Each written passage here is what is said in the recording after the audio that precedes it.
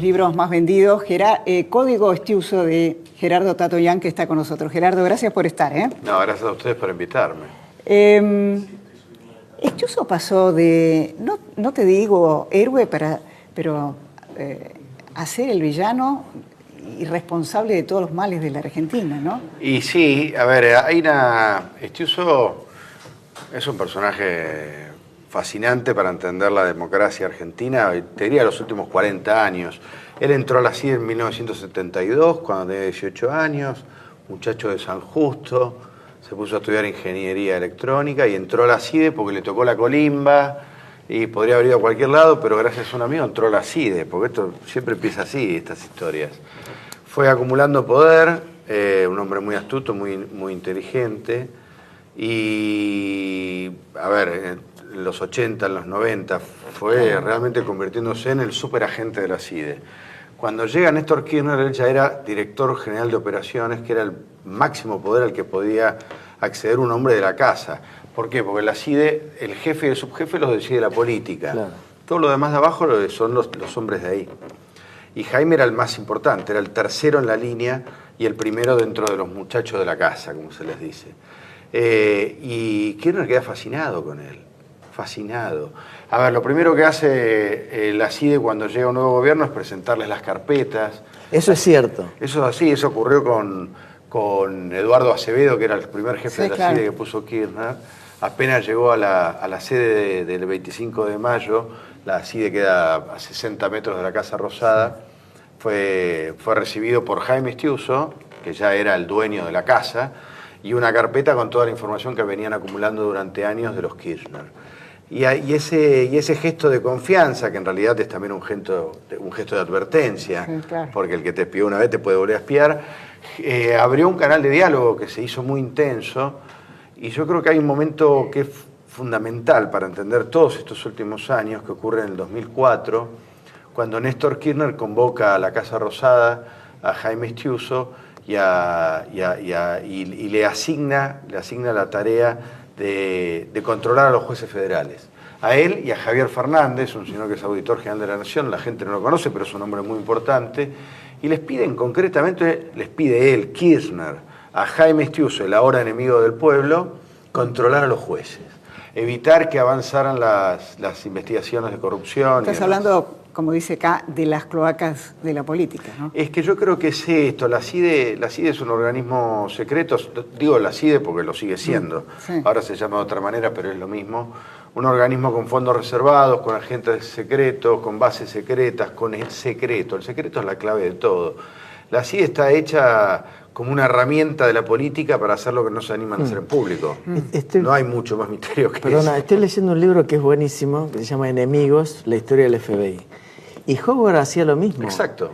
Les entregaba a los presidentes, a Kennedy lo dice, tome, quería cerrar, aparte de no darles tanto poder, y dice, tome la carpeta de su hermano. Exacto. Y le deja la carpeta en el escritorio a Kennedy. Digo, no es un invento argentino esto. No, bueno, Estiuso es el Howard argentino, se lo llama así entre el mundo de los espías, o lo era.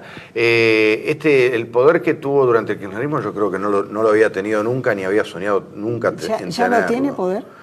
¿O sigue actuando? Tiene menos. No, todavía tiene influencia sobre muchos jueces, tiene influencia sobre muchos sectores del poder, ya sea aduana, migraciones, Policía Federal, Policía Bonaerense, Ejército, pero no es lo mismo. ¿Cómo se enlaza esto con la muerte de Nisman, que en el día de hoy realmente fue un día de furia en materia de novedades, ¿no?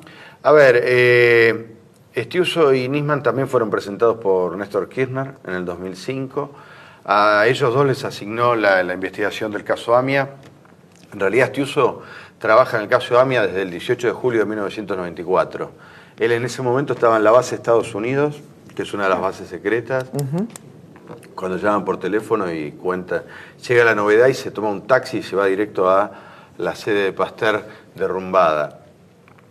Con Nisman trabajaron muchos años juntos, se hicieron amigos, se hicieron compinches, estaban llevando y trayendo información todo el tiempo, viajaron por el mundo. Hay al menos un viaje a Estados Unidos que yo lo tengo con bastante precisión, relatado, a entrevistar a sospechosos iraníes y demás. Naturalmente ellos, cuando en el 2013 Cristina decide firmar el memorándum o avanzar con el memorándum, ellos se sienten pero totalmente traicionados. ¿Por qué? Porque Cristina estaba buscando una solución por afuera de la justicia. De hecho, a ellos no los consultó nunca.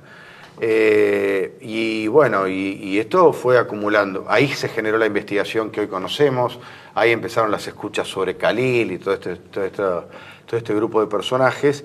Y naturalmente cuando lo echan a Jaime Estiuso en diciembre del año pasado, en realidad en los primeros días de enero, y aparece la denuncia de Nisman contra Cristina, y bueno, el gobierno lo siente como una estocada, como una venganza por haberlo echado a Jaime o por un aviso de Nisman para evitar que lo echaran a él, que era una posibilidad muy latente, ¿no? Sí, pero también Jaime es muy conocido, y no sé si amigo, pero muy conocido, de Sandra Arroyo Salgado, la ex mujer de Nisman, y además de Rodríguez, el juez en el que recaería la causa por la muerte de Nisman, si Arroyo Salgado consigue pasarlo al fuero federal. Por eso yo creo que el cadáver de Nisman es una alegoría. Yo hablo de alegoría porque me parece que refleja el mundo secreto que nos gobierna, el mundo secreto con el que se manejan los políticos argentinos. Hay desde hace muchos años una relación muy perversa y muy promiscua entre los servicios secretos y la justicia.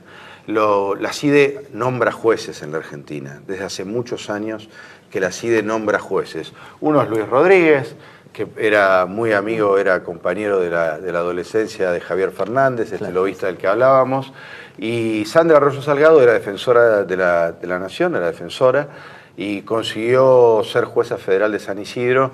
El libro un poco lo cuenta.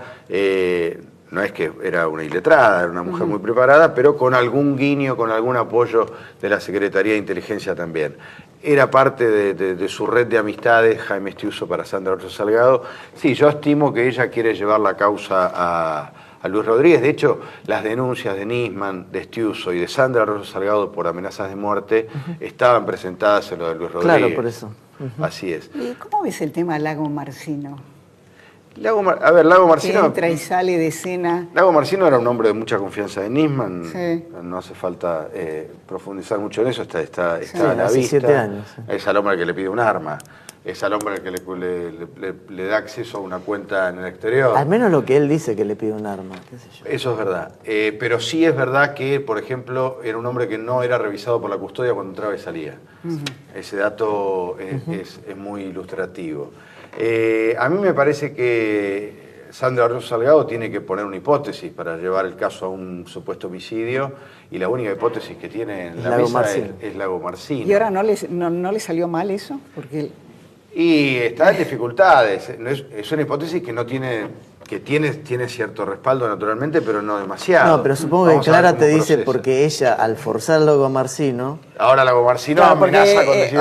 o el tema es económico o es un magnicidio, las dos cosas al mismo tiempo. Las dos cosas no pueden ser. No pueden ser. Bueno, lo que pasa es que sí, yo creo que Sandra Arroyo Salgado se precipitó un poco porque tiene miedo, ella evidentemente tiene miedo de que se filtre la información de los teléfonos, de las computadoras, y me parece que con ese miedo se apresuró con algunas cosas. Pero a mí me parece que el caso Nisman, como haya sido, porque en realidad tal vez nunca lo sepamos, si lo mataron, si se mató, o como haya sido, me parece que lo que genera es poner en evidencia todo este submundo en el que nos vimos envueltos. ¿No? Las cloacas de la nación están ahí a la vista, con ese cadáver. Es una pena. Yo creo que Alberto Nisman era un tipo muy convencido de lo que hacía, pero también es cierto que hacía 10 años que vivía entre espías, entre amenazas de muerte, en lugares de poder, en lugares de mucha fragilidad, y eso genera mucho vértigo. ¿Te amenazaron por el libro? No demos ideas tampoco. No demos ideas. Gerardo, muchas gracias, felicitaciones por el libro. A ustedes, muchas gracias por la invitación. Hasta la próxima semana, seguimos con Paulino Rodríguez.